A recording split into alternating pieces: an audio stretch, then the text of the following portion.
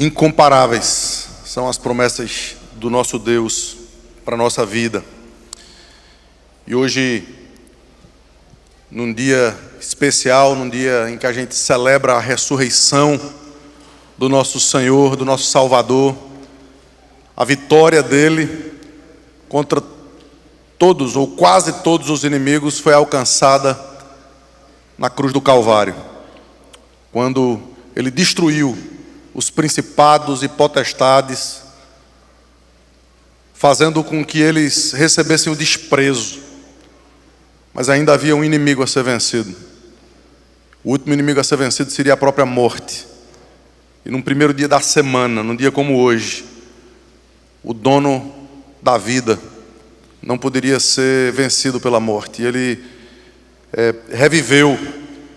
E assim como a gente tem acompanhado na trajetória do profeta Jonas, a gente percebe que havia, na oração feita por ele, no capítulo 2, que a gente já tratou, essa expectativa, a expectativa de que dos fundamentos dos montes, do ferrolho que estava sobre ele para sempre, ele fez subir da sepultura a sua própria vida.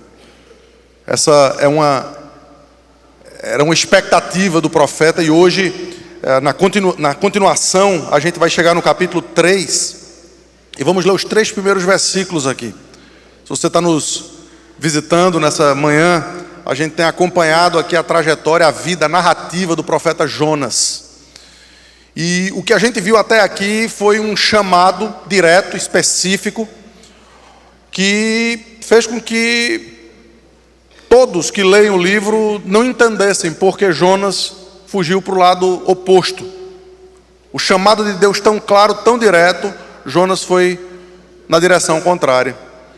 Depois disso, a gente entendeu o porquê. O povo ninivita era um povo que Jonas odiava por razões muito óbvias, muito lógicas. Nós também teríamos a mesma dificuldade, talvez até pior do que Jonas. Mas naquele trajeto para o outro lado, Deus usou a desobediência de Jonas para salvar um navio inteiro de marinheiros pagãos, politeístas, gente que adorava outros deuses, adorava esculturas, gente que adorava tudo menos ao Deus de Israel. Mas eles ali tiveram um encontro com o Deus de Israel. Eles tiveram ali uma compreensão de que, a despeito de tudo aquilo que eles criam, havia um Deus que reinava e que governava sobre todas as coisas. Depois a gente vê então que ele é jogado no mar e imediatamente há uma grande bonança. Imediatamente a fúria de Deus contra aquele barco, contra aquele navio, ela perpassa apenas para o profeta Jonas. E ele ali se transforma num tipo do nosso Senhor e Salvador Jesus Cristo. Toda a ira de Deus contra um homem só, fazendo com que outros fossem salvos. Mas Deus mandou seu livramento ali num grande peixe. E naquele grande peixe, Jonas orou ao Senhor. Capítulo 2 do livro do profeta, e naquela oração, ele demonstra toda a confiança que ele tinha em Deus, a despeito da sua desobediência. Mas no final do capítulo, o peixe vomita Jonas na praia de Nínive, dando a ele, como a gente viu no domingo passado, uma segunda chance. E nessa segunda chance, Jonas agora vai entrar. Eu disse os capítulos errados, a gente vai ler os versículos 3 a 10, de 1 a 3 foi o que a gente viu no domingo passado, mas a gente vai ler os versículos de 3 a 10 agora, que é exatamente Jonas entrando na cidade de Nínive. Portanto, olha aí no livro, e vamos ler o capítulo 3 de Jonas, a partir do versículo 3, diz assim. Eu vou ler a partir do versículo 1 para fazer o contexto inteiro. Veio a palavra do Senhor segunda vez a Jonas, dizendo: dispõe-te e vai à grande cidade de Nínive, e proclama contra ela a mensagem que eu te digo. Levantou-se, pois, Jonas e foi a Nínive, segundo a palavra do Senhor. Ora, Nínive era cidade muito importante diante de Deus, e de 3 dias para percorrê-la. Começou Jonas a percorrer a cidade caminho de um dia, e pregava, e dizia: ainda 40 dias e Nínive será subvertida. Os ninivitas creram em Deus e proclamaram um jejum, e vestiram-se de panos de saco, desde o maior até o menor. Chegou esta notícia ao rei de Nínive. Ele levantou-se do seu trono, tirou de si as vestes reais, cobriu-se de pano de saco e assentou-se sobre a cinza. E fez proclamar e divulgar em Nínive, por mandado do rei e dos seus grandes: nem homens, nem animais, nem bois, nem ovelhas provem coisa alguma, nem levem ao pasto e nem bebam água, mas sejam cobertos de pano de saco, tanto homens como animais, e clamarão fortemente a Deus, e se converterão cada um do seu mau caminho e da violência que há nas suas mãos. Quem sabe se voltará a Deus e se arrependerá, e se apartará do furor da sua ira, de sorte que não pereçamos. Viu Deus o que fizeram, como se converteram do seu mau caminho, e Deus se arrependeu do mal que tinha dito lhes faria, e não o fez. Vamos orar. Deus amado, nós te louvamos pela tua palavra, e nós te pedimos que ela seja exposta na unção do teu Espírito nessa manhã. Por isso que eu oro no nome de Jesus. Amém. Queria chamar as crianças aqui na frente, para que a gente possa iniciar a mensagem falando diretamente ao coração delas.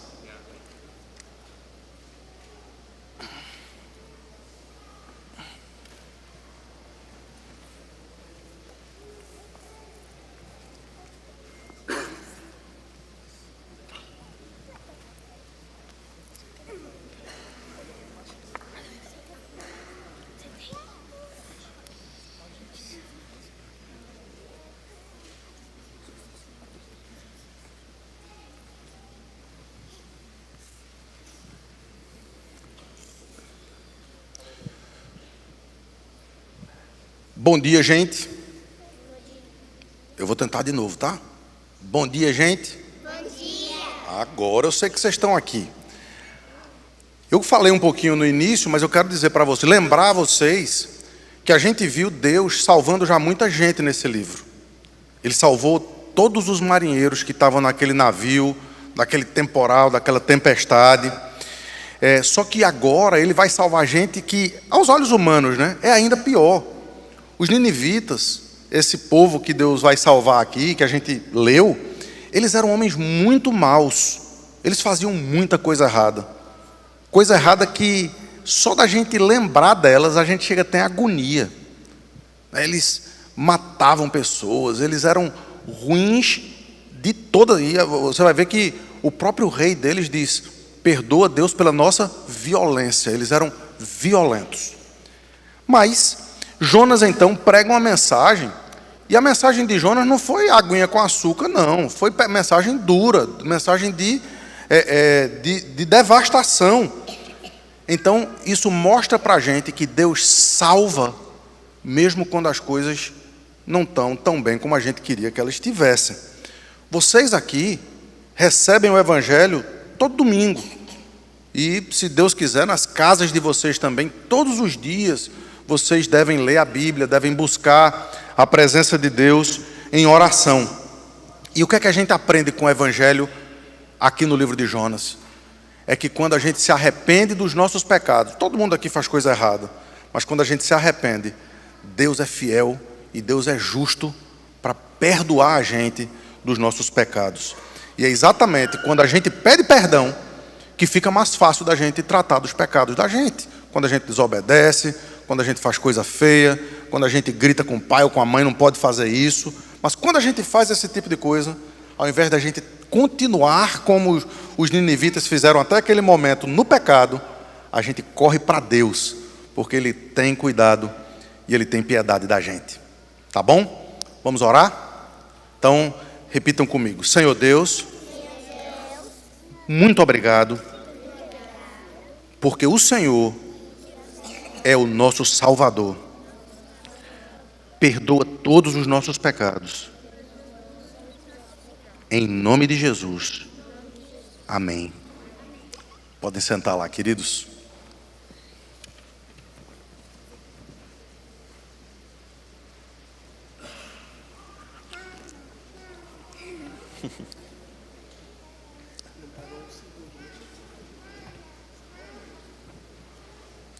Sobrou um.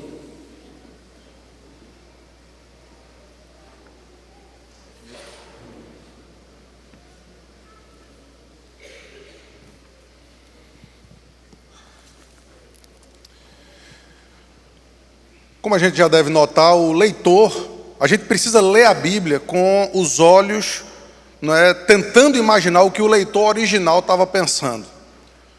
E o leitor original de Jonas já tinha ficado impressionado, ou já deveria ter ficado impressionado, de Deus ter salvo aqueles marinheiros.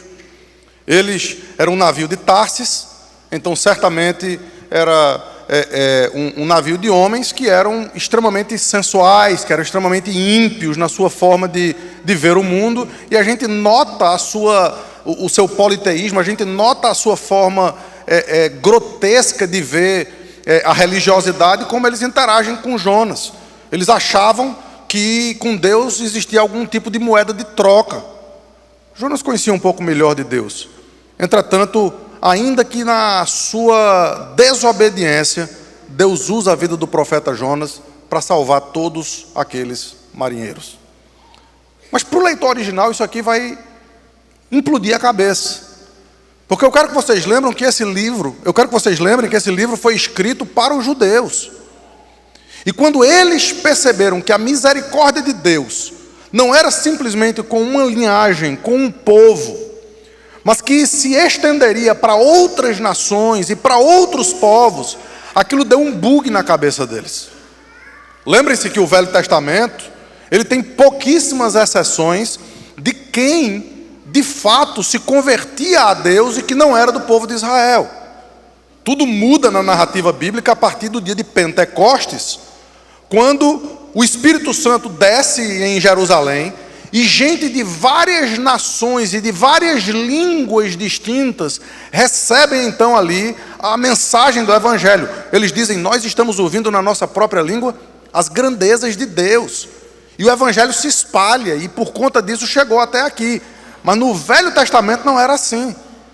No Velho Testamento Deus fez uma aliança com um povo, chamou um homem de Ur dos Caldeus, que era Abraão, e ele disse: com você eu vou estabelecer a minha aliança. E essa aliança perpassou de geração em geração, de pai para filho. Foi Abraão, foi Isaac, foi Jacó. Foram as 12 tribos de Israel.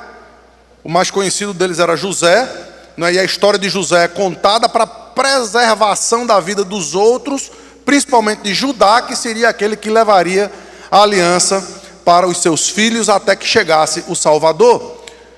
E nesse processo todo de história, as exceções que a gente vê é aquela prostituta de Jericó, Raabe, que é uma gentia, é uma pessoa completamente desprovida de qualquer tipo de moral, de qualquer ética. Ela era uma prostituta, mas Deus vai lá através daqueles 2 espias e salva aquela mulher, a ponto dela se transformar numa das matriarcas de Israel. Ela entra na genealogia de Jesus. 2 gerações depois, uma moabita entra na história. E eu não sei se vocês se lembram dos moabitas. Os moabitas eram aqueles filhos do incesto de Ló, que eram odiosos aos olhos de Deus, mas Ruth, ela se apegou tanto ao Deus de Israel, que ela disse à sua sogra que não a deixaria para canto nenhum, porque o povo dela era o povo de Deus, e porque o Deus dela seria o Deus que Ruth gostaria de seguir. Então Ruth é um segundo exemplo de uma mulher que entra na genealogia de Cristo e entra na narrativa dos salvos do Velho Testamento. E poucas pessoas mais, a gente talvez tenha aí o Naamã, que era lá na história de Eliseu. A única história coletiva que a gente vê, a única exceção coletiva do Velho Testamento é essa aqui que a gente acabou de ler. Nínive se torna um tipo, se torna uma imagem daquilo que seria o Novo Testamento. Gente de muitas nações diferentes, de muitos deuses diferentes, de muitas tribos e de muitas línguas diferentes, estavam ouvindo as grandezas de Deus e estavam se convertendo dos seus maus caminhos. Portanto, muitos anos antes, a gente tem aqui uma pequena imagem do que Deus faz na vida de gente como eu e como vocês. Porque se você tem acompanhado as pregações até aqui, você já percebeu que nós não somos diferentes de Jonas, e nós também não somos diferentes dos ninivitas. Se o nosso coração for permitido fazer tudo aquilo que ele deseja, se nós formos vistos simplesmente de acordo com aquilo que é a expressão da nossa vontade, da nossa alma, nós vamos nos descobrir diante do espelho tão pecadores quanto Jonas, tão pecadores quanto os pagãos, tão pecadores quanto os ninivitas.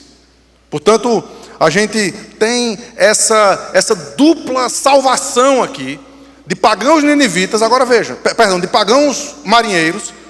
Mas há uma pequena diferença entre o que aconteceu no capítulo 1 e o que aconteceu aqui. Porque o que aconteceu no capítulo 1 a gente consegue entender. Porque houve uma progressão. Deus manda uma tempestade. Então as pessoas dizem, cara, será que isso vem de algum Deus? Aí tem um profeta lá dentro do barco que diz, ó, vem, ele está contra mim. Me joga no mar que vocês vão ver essa calmaria. Eles jogam Jonas no mar e o que é que acontece? Imediatamente o vento se acalma, o vento emudece, o mar se acalma.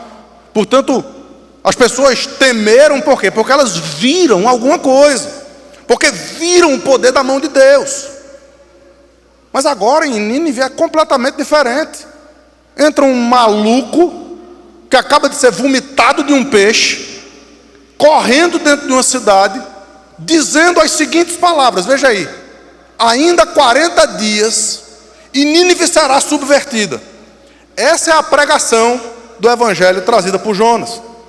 Jonas não entrou batendo de casa em casa dizendo, Jesus ama você, Deus tem um propósito para a sua vida.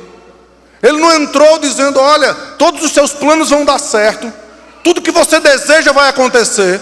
Jonas entrou trazendo uma mensagem de juízo. Essa cidade vai ser subvertida, vai ser destruída. A ira de Deus vai vir contra essa cidade. E o texto vai mostrar para a gente que aquela conversão foi imediata, pela simples pregação do evangelho. É como o que aconteceu em Ezequiel capítulo 37. Quando havia um vale de ossos secos, e diante daquele vale de ossos secos, o Senhor Deus, ele diz ao profeta, profetiza. E o profeta olha para Deus, olha para os ossos secos e diz, Senhor, o Senhor está pedindo para eu fazer um negócio maluco aqui. Como assim profetiza por um bocado de osso seco? Profetiza, disse Deus. E o profeta vai lá. E ao profetizar, ao falar àquele povo, ao trazer a mensagem de Deus para aquele povo, os ossos começam a se bater uns nos outros. E de repente, esse batido começa a se juntar, osso com osso. As cartilagens começam a nascer. O sangue começa a correr. E aquele vale de ossos secos se transforma num grande exército. E a imagem que é trazida ao profeta é que assim é a pregação do evangelho espiritualmente. Porque quando nós pregamos o evangelho, nós estamos pregando a ossos secos espiritualmente.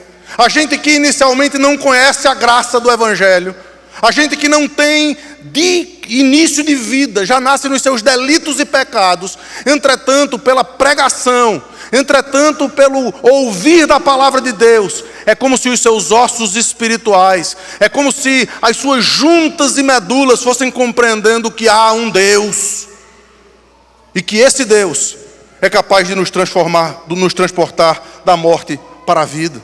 O Novo Testamento diz, e nós vemos aqui nesse livro, que não depende de quem quer ou de quem corre, mas de Deus usar a sua misericórdia. E queridos, que esperança extraordinária isso traz para nós nos dias de hoje.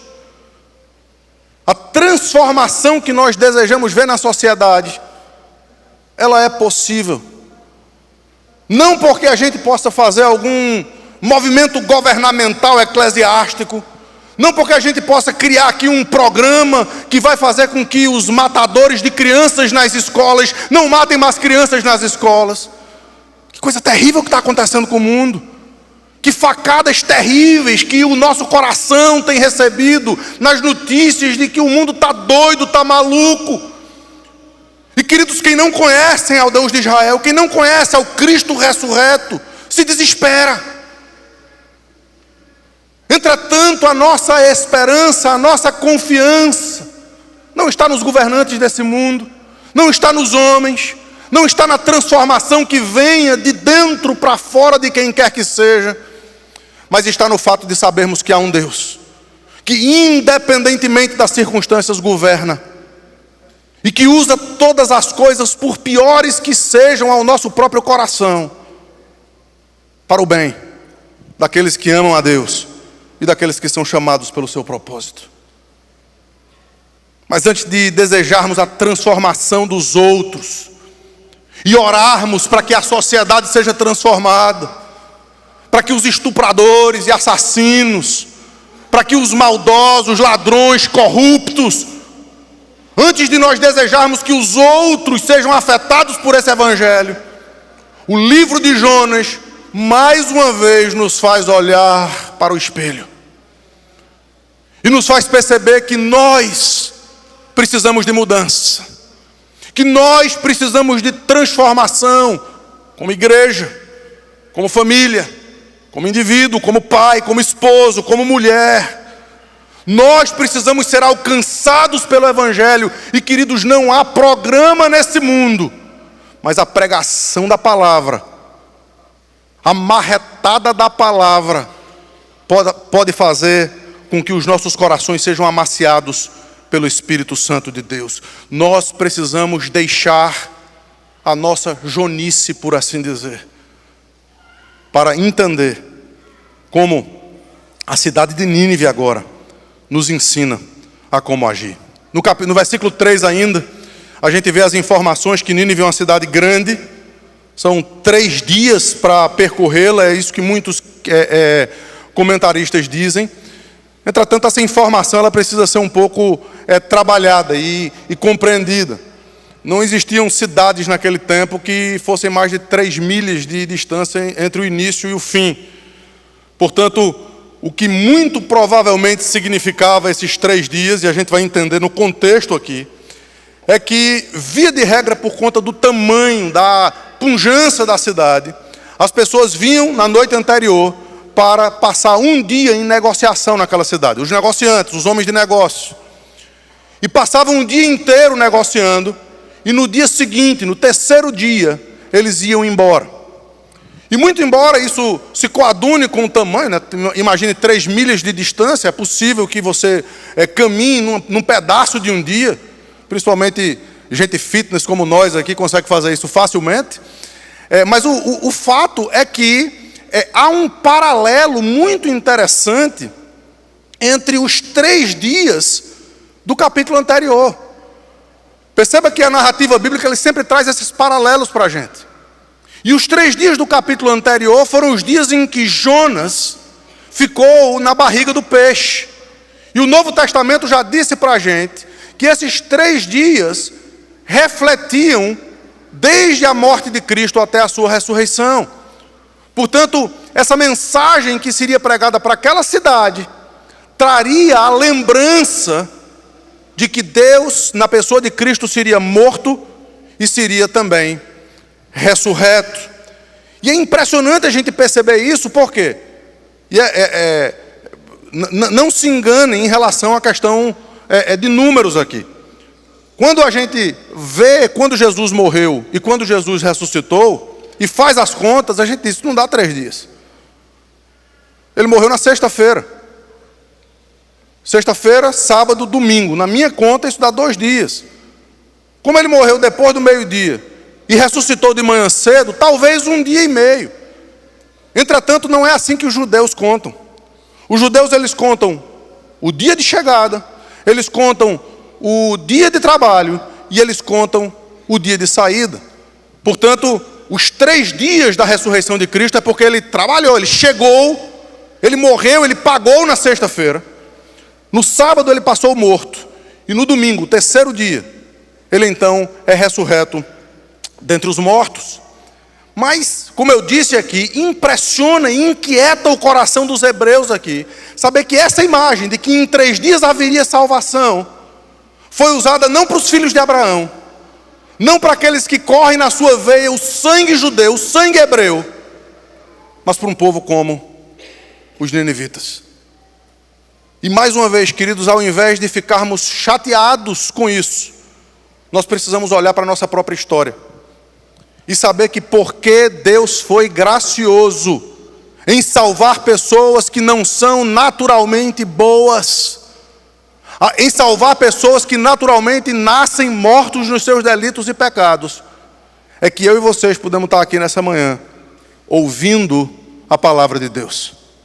Uma manhã tão bonita, um clima tão gostoso, onde a gente podia estar fazendo tantas coisas que aos olhos humanos poderiam ser mais interessantes, mas nada pode ser mais interessante do que nós nos juntarmos para ouvirmos acerca das grandezas de Deus. O julgamento de Deus é diferente do nosso. E sabe o que isso traz para mim e para vocês? Mais uma vez, esperança para a cidade que a gente vive. A gente vive em Orlando. E Orlando está sendo cada vez mais conhecida pelas suas agendas contrárias às Escrituras. Orlando está sendo cada vez mais conhecida por trazer imagens e trazer coisas que danificam a imagem do Deus de Israel, do Deus Todo-Poderoso, do nosso Senhor e Salvador Jesus Cristo. E mais uma vez, ao invés de nós ficarmos absolutamente inquietos e fazendo do púlpito bandeira política, nós precisamos entender que temos uma mensagem simples a pregar. Ainda 40 dias e Nínive será subvertida. Ainda há uma mensagem, queridos, que as pessoas precisam ouvir acerca da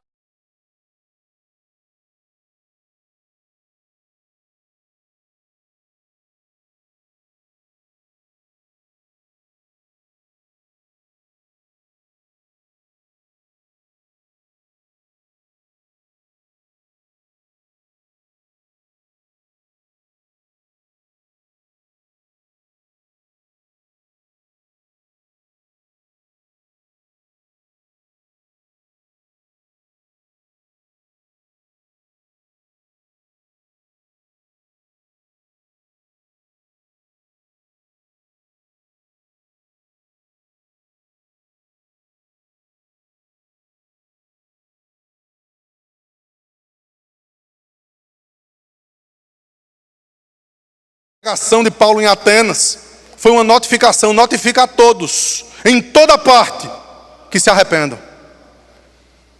As mensagens dos púlpitos hoje em dia não falam mais de arrependimento, não falam mais de pecado. Talvez apontem para Jesus um nome, mas tirando o peso do que foi a cruz do Calvário. E o primeiro ponto de 2 aqui, queridos, dessa mensagem, é precisamente esse. O conteúdo da mensagem está aí no capítulo 4. O Evangelho são as boas novas da salvação, não há dúvida, é isso que significa o Evangelho. É isso que significa a tradução direta dessa palavra. Mas as pessoas só vão entender a boa notícia se elas entenderem que elas não estão bem para começo de conversa. Quando elas são massageadas no seu ego, quando tudo que é feito para agradar pessoas, o Evangelho passa por cima das cabeças. As pessoas saem entretidas, talvez. Entretanto, queridos, entretenimento não é o que a gente vê aqui, num texto como esse. A mensagem de Jonas, queridos, desromantiza a pregação do Evangelho. Escutem isso aqui, para muita gente, o Evangelho está sendo pregado como uma boa nova, para melhorar a vida de pessoas boas. Uma boa notícia, para que você que é bonzinho, possa viver ainda melhor. Para que você que faz algumas coisas boas, que paga as suas contas em dia, que é gentil com as outras pessoas, que cumpre pelo menos na sua mente os mandamentos do Senhor, para que você tenha alguns dias de mais felicidade, de mais alegria. Queridos, esse não é o Evangelho de Cristo Jesus. Esse não é o Evangelho das Escrituras.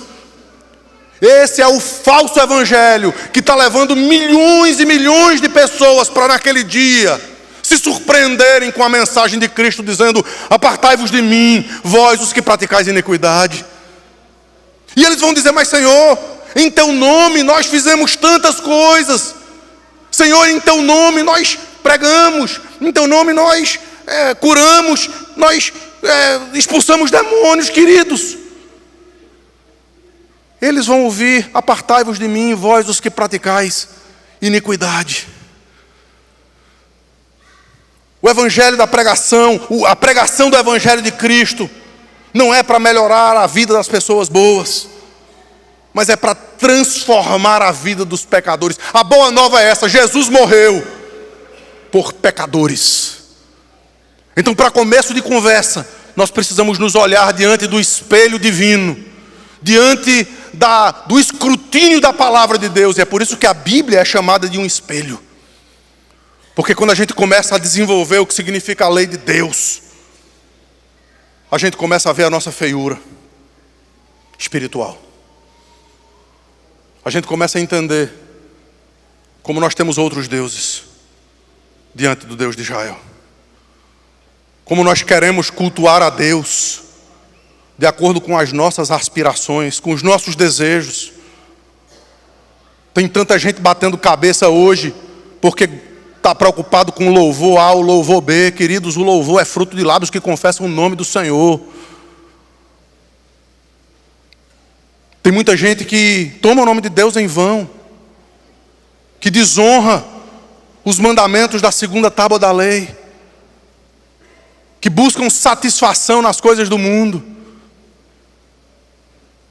que buscam satisfação naquilo que traz o desejo dos olhos, a soberba da vida, na fama, no dinheiro, no sexo, nas coisas que jamais vão preencher o vazio que apenas o Espírito Santo pode preencher.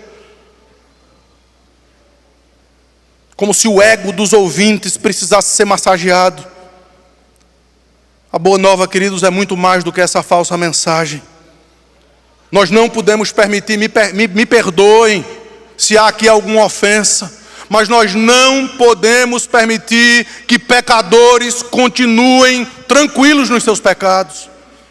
Não podemos permitir que os pecadores continuem achando que tudo que existe é porque eles são o centro do mundo, o centro do universo. O pecado precisa nos incomodar.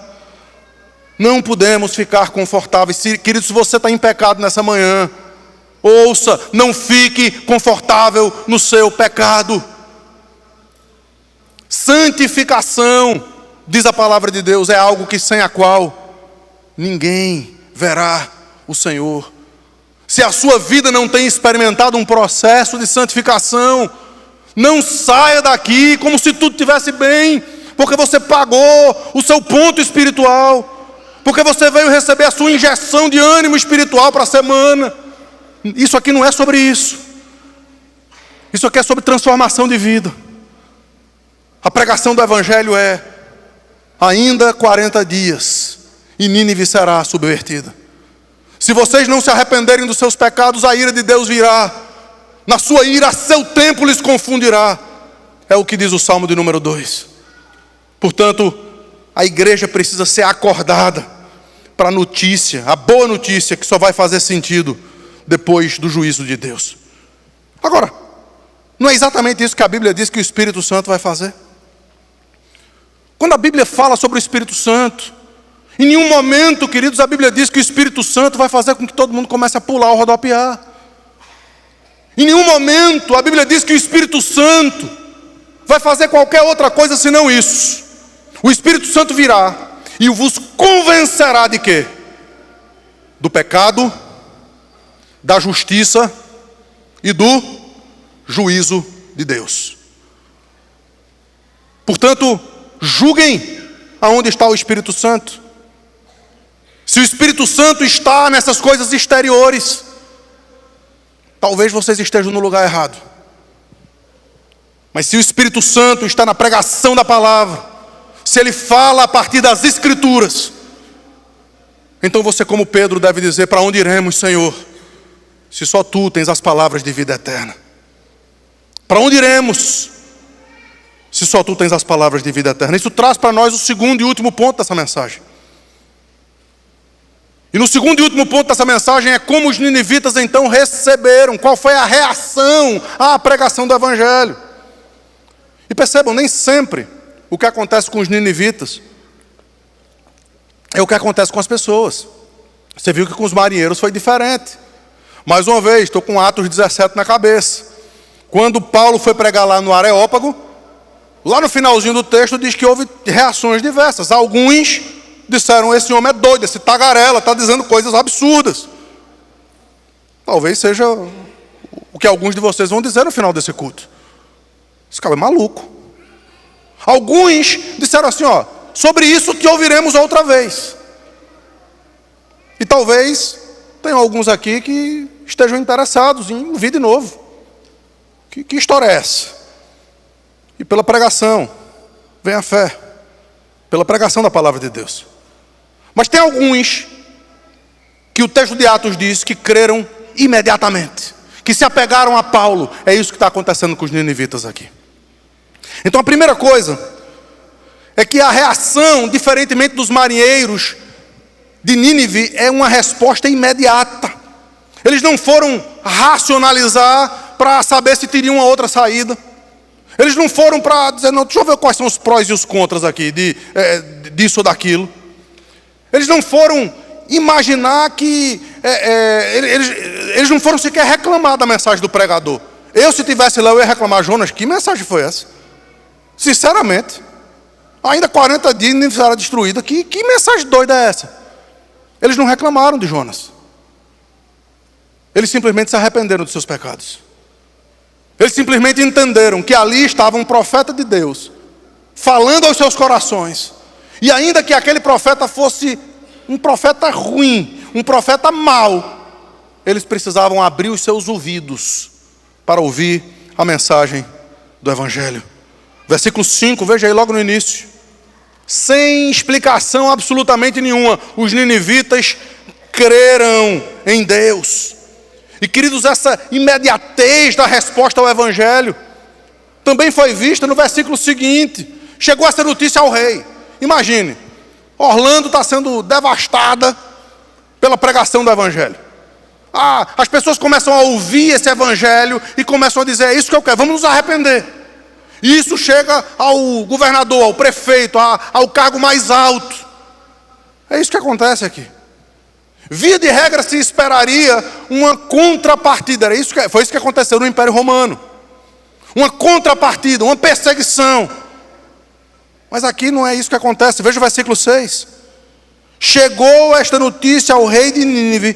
Ele levantou-se do seu trono, tirou de si as vestes reais, cobriu-se de pano de saco e assentou-se sobre a cinza. O coração dos poderosos está na mão do mesmo Deus que manda a mensagem do Evangelho. Queridos, pessoas precisam abrir o seu coração imediatamente para a notícia do Evangelho, porque é uma mensagem urgente. É uma mensagem urgente. Talvez não tenhamos 40 dias. A mensagem do Evangelho é hoje. Hoje, se ouvirdes a sua voz, não endureçais o vosso coração. Hoje, se ouvirdes a sua voz, abra o coração para que Cristo de fato e de verdade possa fazer morada. Essa é a mensagem que o Evangelho traz para mim e para vocês. Segundo lugar, a resposta não foi apenas imediata, mas ela foi sincera. Foi uma resposta sincera. Antes mesmo, queridos, do decreto do rei. O rei vai decretar, a gente vai ver daqui a pouco. Todo mundo tem que se arrepender. Isso não funciona. Constantino tentou fazer isso no Império Romano. Isso não funciona. Entretanto, veja o versículo 5. Os ninivitas creram em Deus e, antes do rei saber, o rei só sabe no versículo 6, e proclamaram um jejum e se vestiram de panos de saco. Perceba que houve uma reação imediata. Nós precisamos mudar o nosso procedimento.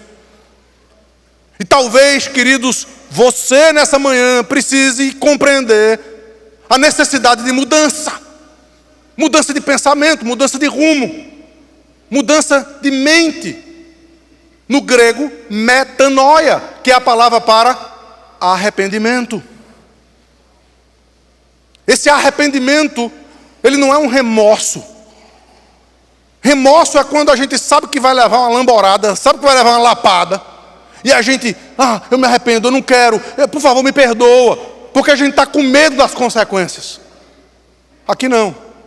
Arrependimento é quando a gente sente-se tão mal por aquilo que a gente fez e por aquilo que a gente faz, que a gente não encobre mais as nossas transgressões, mas a gente confessa e deixa. E por que então a gente alcança a misericórdia do Senhor? Os ninivitas proclamaram um jejum, se vestiram de panos de saco. Note, querido, que o que motivou as pessoas a se condoerem foi simplesmente a ação do Espírito Santo a partir da pregação do Evangelho. Peça ao Espírito Santo que dê essa sinceridade a você. Peça a Deus. Se você diz, mas eu não consigo, é mais forte do que eu, peça ao Espírito Santo: Senhor, muda o meu, me convence da justiça e do juízo. Porque eu tenho certeza que até aqui você já está convencido do seu pecado. Terceiro, essa resposta não foi apenas imediata e sincera, mas aqui em Nínive ela foi coletiva.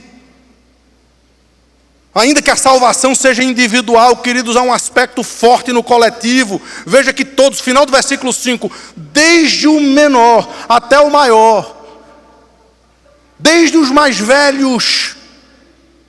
É por isso que a gente prega para as criancinhas. É por isso que o Salmo 8, que abriu esse culto, diz que da boca dos pequeninos suscitaste o perfeito louvor. É por isso, queridos, que quando o Deus da aliança fala, os filhos da aliança estão aqui para ouvir a mensagem do Deus da aliança. É por isso que é uma convicção imediata de que a mensagem do Evangelho é para todos, e quem sabe se coletivamente. Eu preciso dizer para vocês, eu tenho ficado tão feliz em perceber, eu tenho visto o grupo dos homens, e tenho visto as conversas, e tenho visto o desejo de uma vida mais santa, de uma vida piedosa, de uma vida diferente. Queridos, não percam isso, busquem isso, mergulhem nisso, cavem um pouquinho mais fundo. O poder transformador do Evangelho, que é individual, ele também age no coletivo. E para ilustrar essa verdade aqui, ainda que de uma forma pagã em mente, o rei inclui até os animais. O rei diz assim: olha, todos os animais vão fazer jejum. É óbvio que ele não tinha em mente que Deus não estava preocupado com o jejum dos animais. Mas isso mostra que dentro do conhecimento pequeno que eles tinham, Deus aceita a sinceridade do seu povo. Não apenas a sinceridade, mas Deus aceita a sinceridade do seu povo. Às vezes a gente faz coisas erradas, querendo fazer o certo. Isso não deve permitir que a gente insista no erro, confiando na misericórdia de Deus.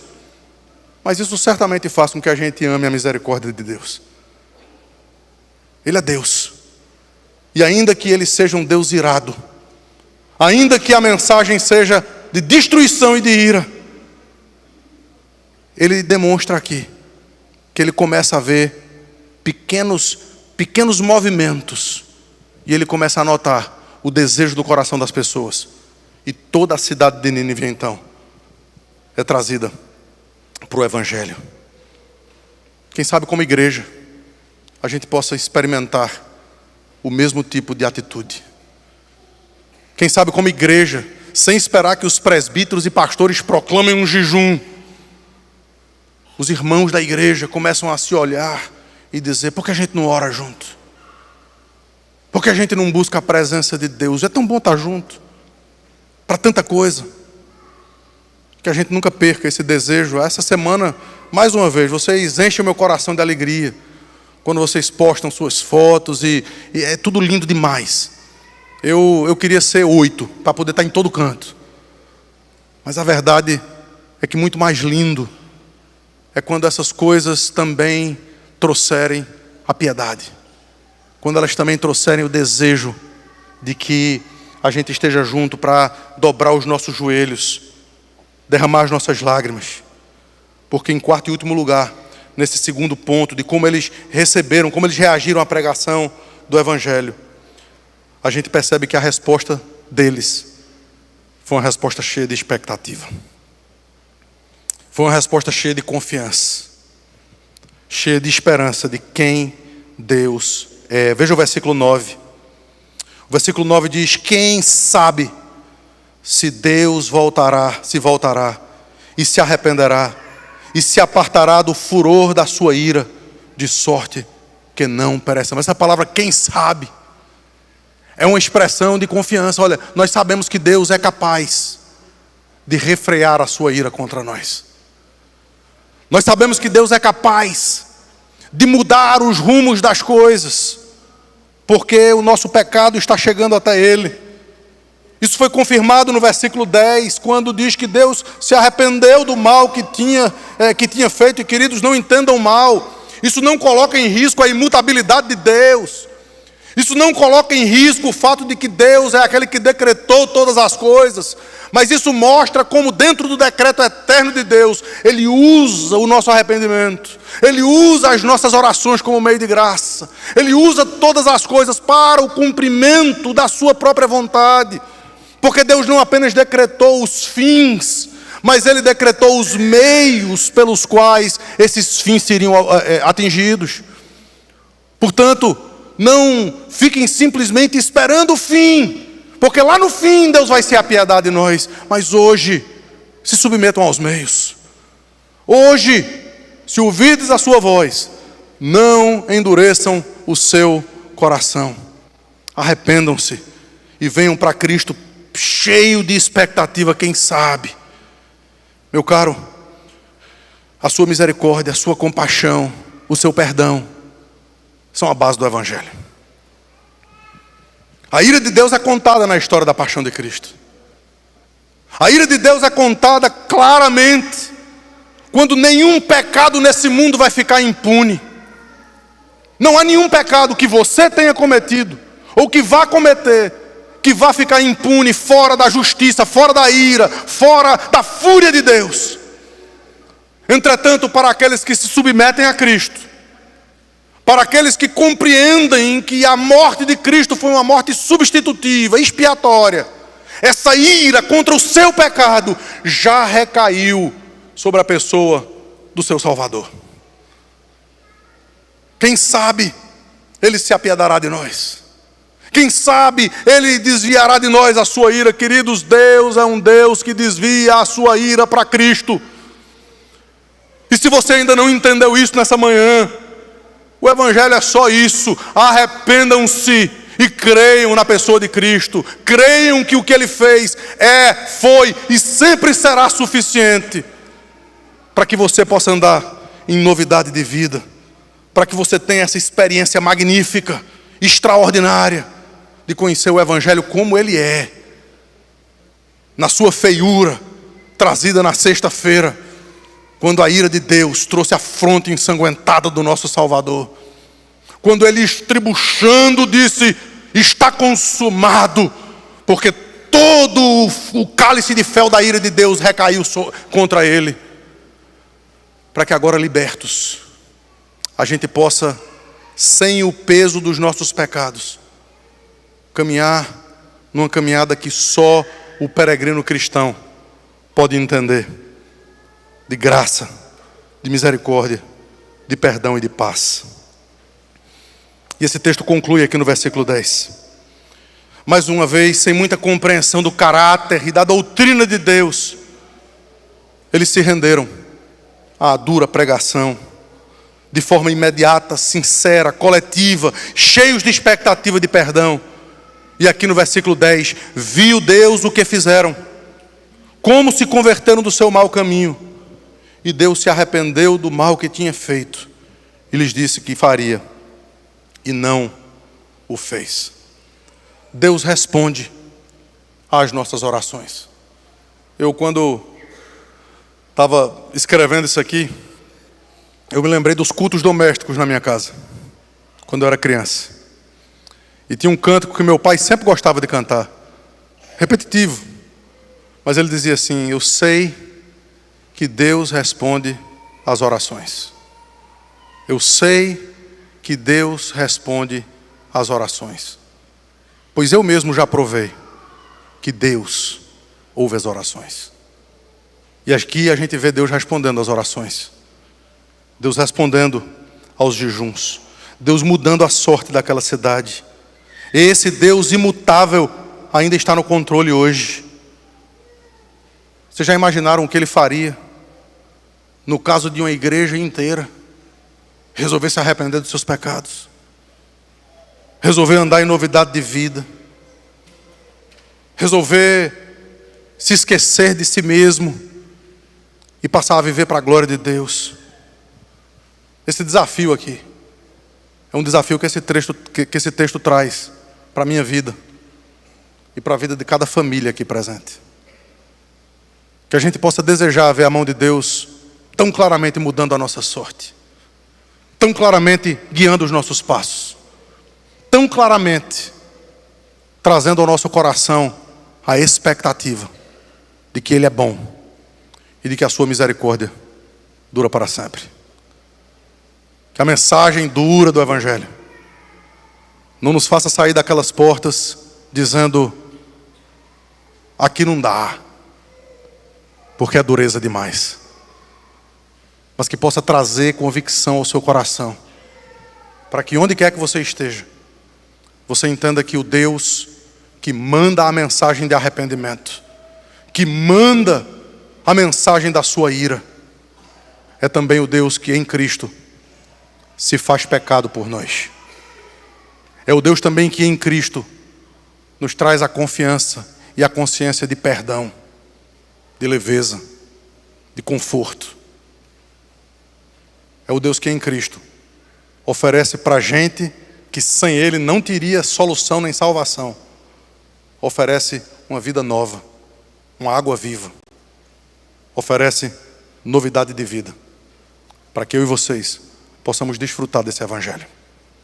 Vamos orar, pedir a Tiago que possa terminar com a oração.